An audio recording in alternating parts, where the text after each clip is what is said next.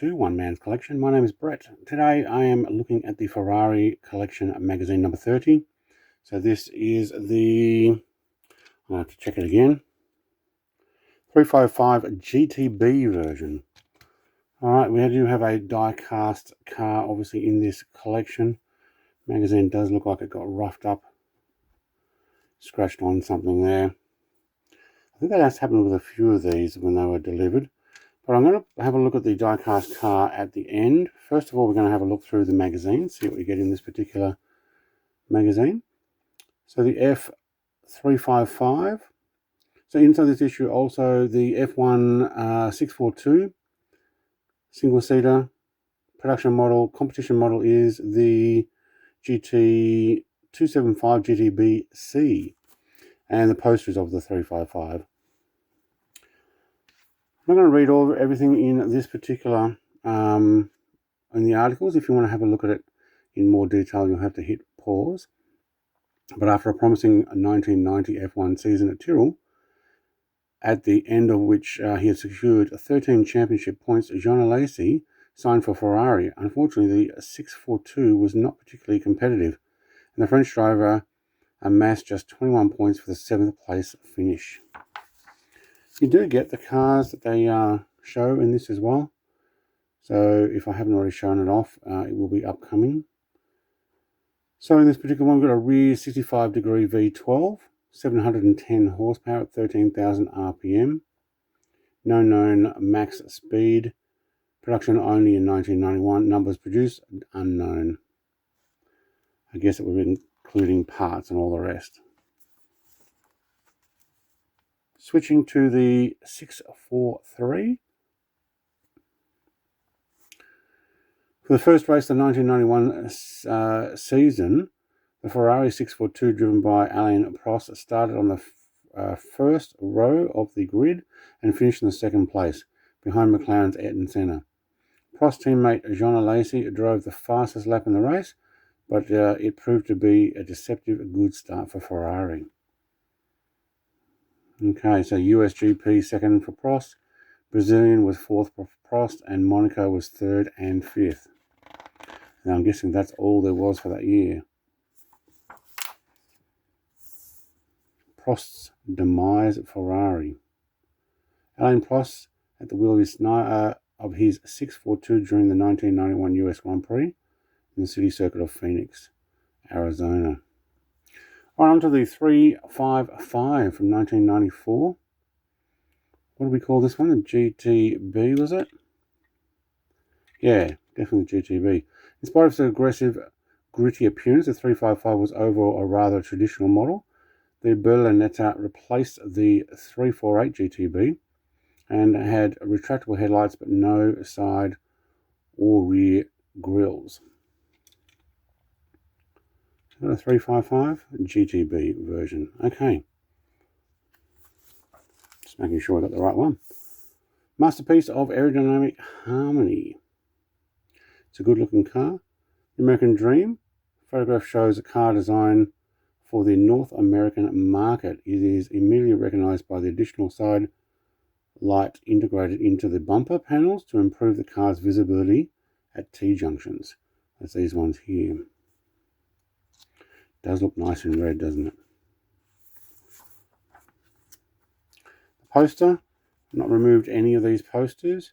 I'm not going to. I'm going to keep them in here. On the other side, we've also got, see if we can get this up and over, car on the golf course. Yeah, because of course you do. You're going to get so many dents.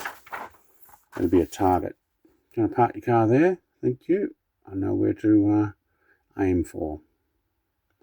Record-breaking Grand Tourer, the 355 set the new record for Ferrari, not in terms of extreme power or performance on the racetrack, but for sales figures.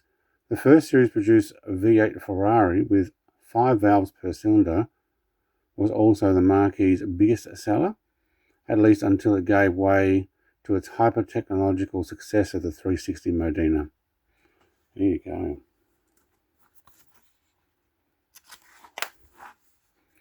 Formula 1 style gear change feature. So the engine is a mid-rear longitudinal 90-degree V8. with a capacity of 3.496 cc, so just under 3.5 litres. 380 brake horsepower at 8,250 RPM. That gets going. And maximum speed of 295 kilometers an hour, 193 mile an hour. Produced between 94 and 2000. Numbers produced unknown. Unknown by you, probably. The magazine, that is. A unique testimonial. 355 was one of the first cars driven by Michael Schumacher when he joined Ferrari Formula One team in 1996. The German driver is pictured, yeah, there he is, below in the wheel of a 355.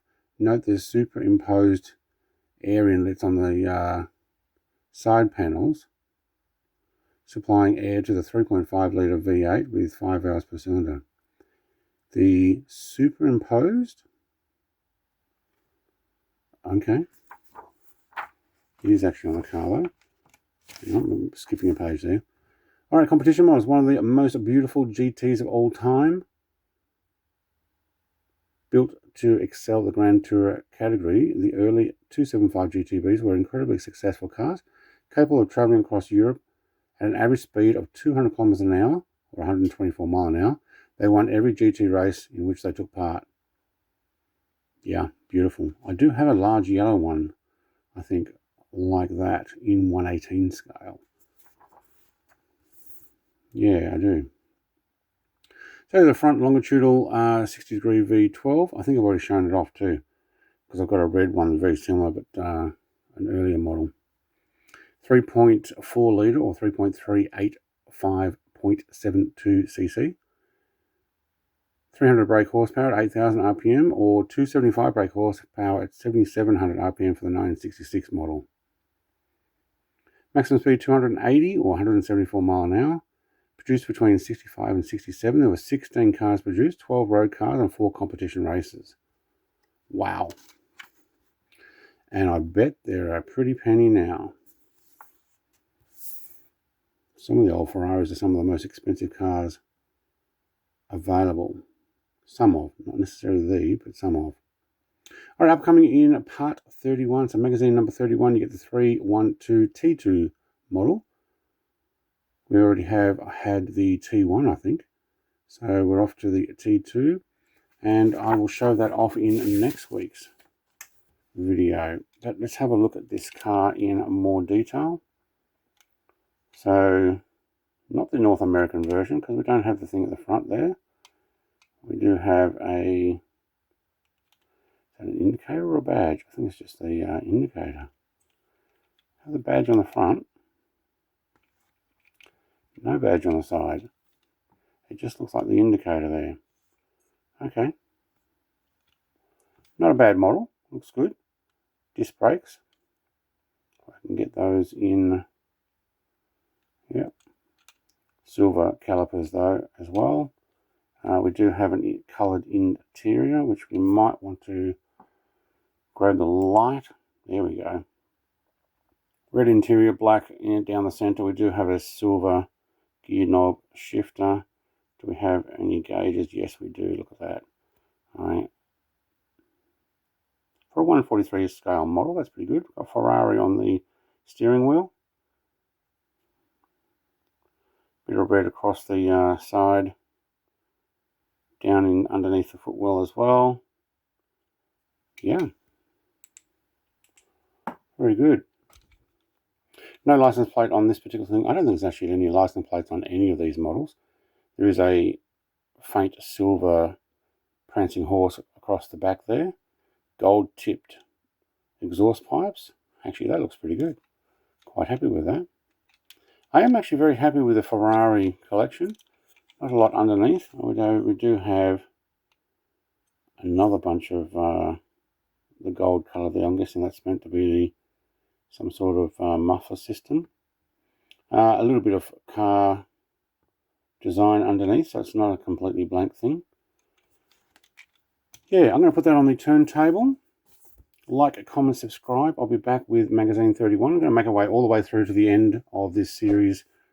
I think there's 60 something from memory. Some of them I still got packed away. Oh no, not the Ferraris. Yeah, no, there's 80. 87 of them, I believe, or maybe 86. I'll have to actually check that. Thanks for watching. Have a great day. Cheers. Bye.